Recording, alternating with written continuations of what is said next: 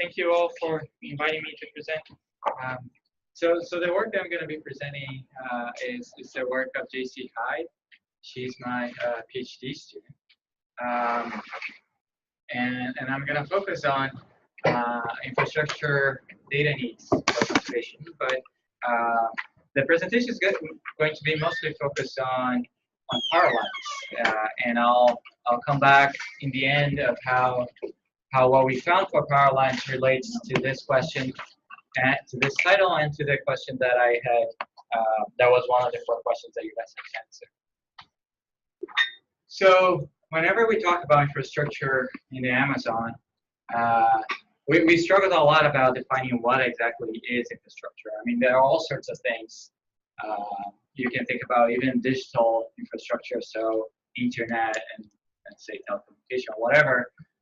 You can think about protected areas as sort of a conservation infrastructure. So although most of the people that study infrastructure impact in the Amazon, they focus on roads and dams, those are the biggies. There are actually a number of other things, and there are some things that are typically more urban, like water treatment plants, and there's power lines, which is the thing that I'm going to focus here. But just keep in mind that infrastructure actually encompasses a lot of different things, some of which we might not immediately think of when we're talking about this topic. So why power lines? So Brazil has this Sistema Integrado Nacional, Interligado Nacional, SIN, which is the national linked system, if you will, of energy. And so it's a system that spans across Brazil, and it's highly taught across the world as a highly efficient system. The reason for that is because you have a matrix of different power plants, thermoelectric plants, you have wind farms, you have solar, you have dams, and so forth. So the idea of having a national system makes sense in the sense that if winds are low in the eastern Brazil, maybe we have a lot of precipitation going elsewhere where then the energy generated by the dams up north in the Amazon region might compensate for a decrease in energy production elsewhere. So that's because of the size of Brazil, that is really important. So although it relies heavily on hydroelectric energy generation, it's unlikely that you're going to have an absence of enough rain across the entire country. And this way you can ensure that you have energy throughout, regardless of what's happening on any particular area. But the problem with a system like this, which makes sense from a energy security perspective, is that you got to connect all the dots, right? You got to put everything together, and that's where power lines come in, right? So that's how you move energy from one place to another. And it's important to realize that the power lines are really not restricted just to dams, right? So any sort of energy generation that you have that then is going to feed into the national system will require power lines. And some of these power lines, they are built not only to connect new power plants, but many of the power lines are actually built to increase the robustness of the network, so that if one power line fails, then you have another one that you can rely on. So increasing the resilience of the national system is a very important aspect of why oftentimes you create these power lines, and oftentimes they even parallel to each other, really to increase resilience. So this is not just about dams, this is about energy generation more generally, and the idea really of compensating, taking advantage of the huge expense of huge area of Brazil, really to make sure that any drought or any lack of wind or other things in some places are compensated by energy production in other places. So JC Hyde did this work, which Christine just mentioned, that's about to be published. And what was interesting was that typically people do not talk much about power lines as a major infrastructure project in the Amazon. Partly, I think the reason is because it's sort of a diffuse sort of thing. Whereas you can see the Tucuruí Dam reservoir from very far away from satellite imagery, whereas pearl lines are harder. It's not all concentrated in a particular area. However, for instance, we found that just the length of the pearl lines that she actually digitized using remote sensing was approximately like 10.8% of the length of roads. And we typically think about roads as being one of the major infrastructure projects. There's also the idea that many of these dams are actually, as has been talked about here, they're being created not because there are many communities that don't have electricity. They're actually being built to provide energy to the industrial sector, right? And so, for instance, to connect the Madeira dam to Sao Paulo, you had a line that was more than 2,000 kilometers long. So that's a huge, a really long line, the longest actually line in the world. The other thing that we thought was interesting, we got the environmental impact assessments and we looked through and determined what was the direct impact area that they considered in these reports. And it was approximately the numbers that they used were generally around 500 meters to each side of the transmission line. So then we thought, well, if we create that buffer of 500 meters to each side of the transmission line, what would be the direct impact of this power line network?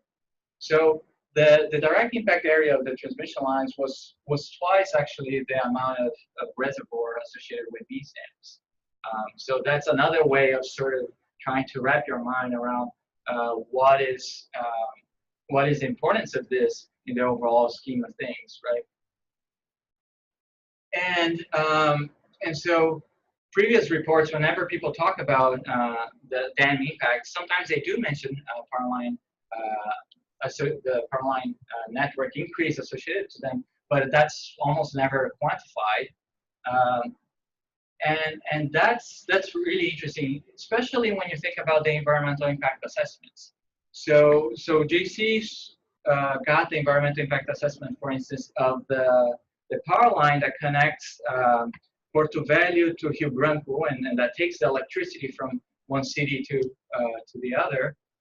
And what that environmental impact assessment said was that, well, here are the different options of where we can put the power line. And there's a fourth option that is not creating the transmission line, but that's we're not even going to consider that option because now that the dams have been created, it doesn't make sense not to create the power line, which is sort of interesting because that transmission line was not included in the environmental impact assessment of the dams that were built in Porto Velho. So once the dam is in place, it justifies all sorts of things, but they're never actually considered as part of the original dam.